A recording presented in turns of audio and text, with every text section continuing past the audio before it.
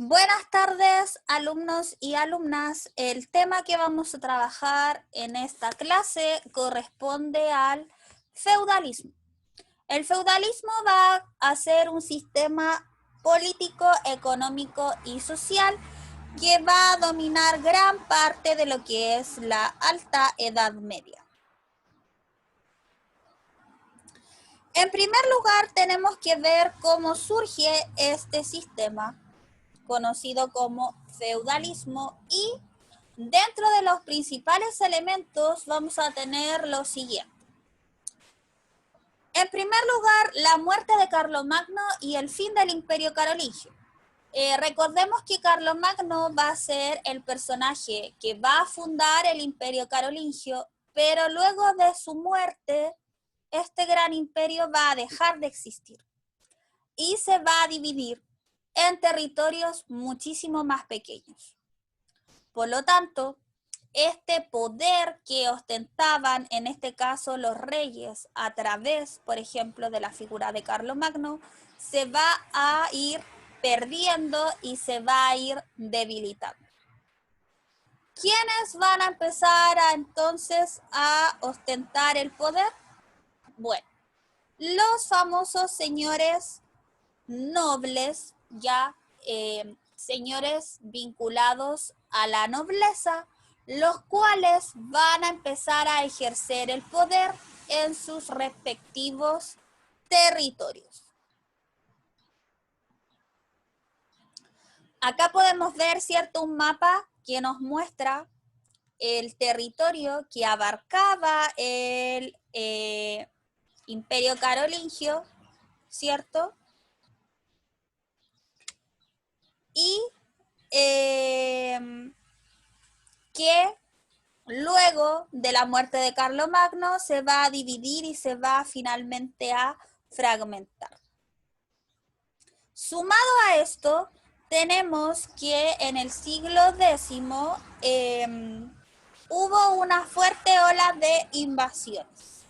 Acá podemos ver flechas de diferentes colores que representan los lugares de Europa que fueron invadidos por estos pueblos. En este caso, las flechas de morado representan a los vikingos, las flechas de color amarillo a los magiares provenientes de Rusia y las de color verde a los sarracenos o musulmanes. Estos tres pueblos que podemos ver también acá en las imágenes, ¿cierto? Sarracenos o musulmanes, vikingos y los magiares o húngaros provenientes de Rusia, eran pueblos extremadamente violentos, saqueadores, que al instalarse en diferentes puntos de Europa, fueron causando miedo e inseguridad en la población de la época. Por lo tanto, las personas, ¿cierto?, al ver esta situación que estaba ocurriendo, van a decidir buscar protección. ¿Y esa protección dónde la van a buscar? Bueno, en los señores locales que tenían tierras propias. Esta situación va a hacer disminuir obviamente aún más el poder que tenía el rey, porque las personas van a ir a buscar protección no donde el rey, sino donde estos señores locales. Y tenemos acá la imagen del castillo que representa de alguna manera esta protección que buscaban las personas de la época, donde ellos iban a protegerse en el fondo, ¿cierto?, al castillo, donde sus señores locales.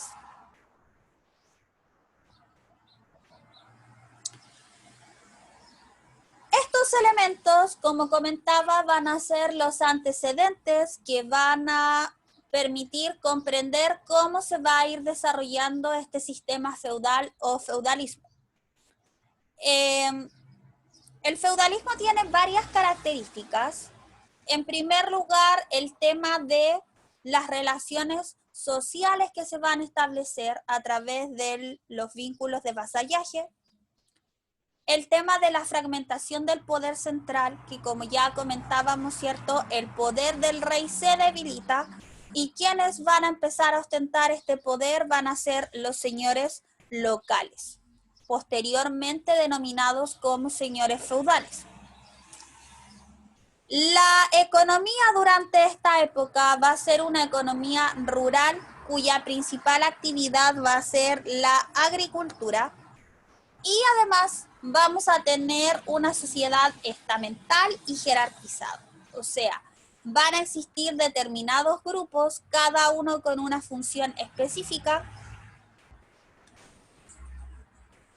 A continuación, vamos a ir revisando entonces cada uno de estos elementos.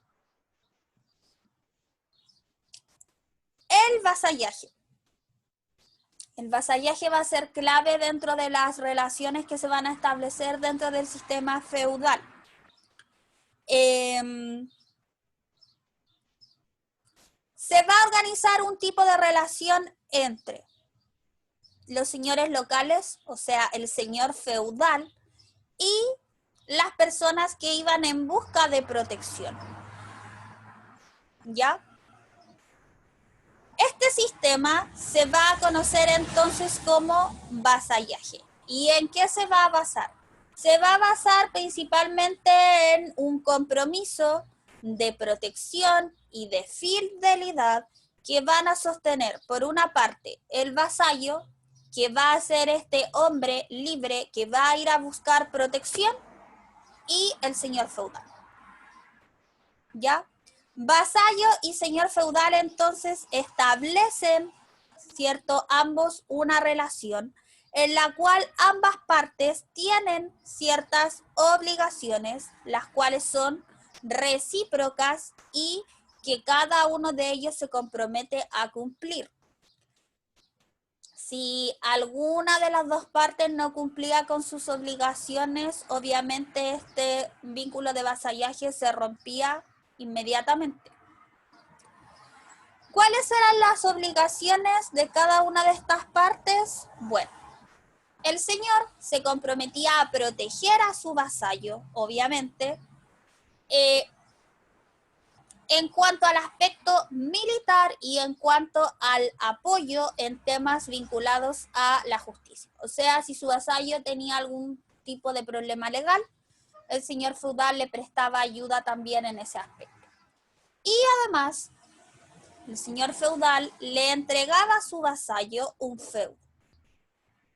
El feudo va a ser muy importante porque el feudo era en el fondo un pedazo de tierra entregado por el señor feudal para que su vasallo viviera ahí y lo pudiera, ¿cierto?, trabajar y subsistir a partir de este feudo.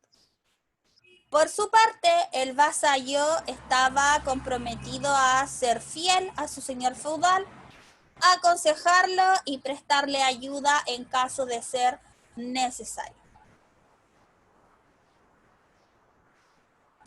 Acá también tenemos, ¿cierto?, este diagrama que muestra cuáles eran las obligaciones del señor feudal y, ¿cierto?, las obligaciones también del vasallo. Otro aspecto importante fue cómo estaba estructurada la sociedad feudal. Como dijimos, era una sociedad jerárquica donde no existía la movilidad social, es decir, si tú pertenecías a un determinado grupo, tú ibas a pertenecer siempre al mismo grupo y no te podías cambiar a otro grupo social. Se dividían estamentos, esto quiere decir que existían grupos sociales, ¿cierto? Y que cada uno va a tener una función específica dentro de este sistema. ¿Cuáles van a ser estos tres grupos? Bueno, la nobleza, integrada por los señores feudales y sus vasallos, y obviamente también el rey. El clero, integrado, ¿cierto?, por los sacerdotes, los religiosos y todos los miembros pertenecientes a las diferentes órdenes religiosas, y los campesinos. ¿Cuál va a ser la función que cada uno de estos grupos va a tener dentro de la sociedad feudal?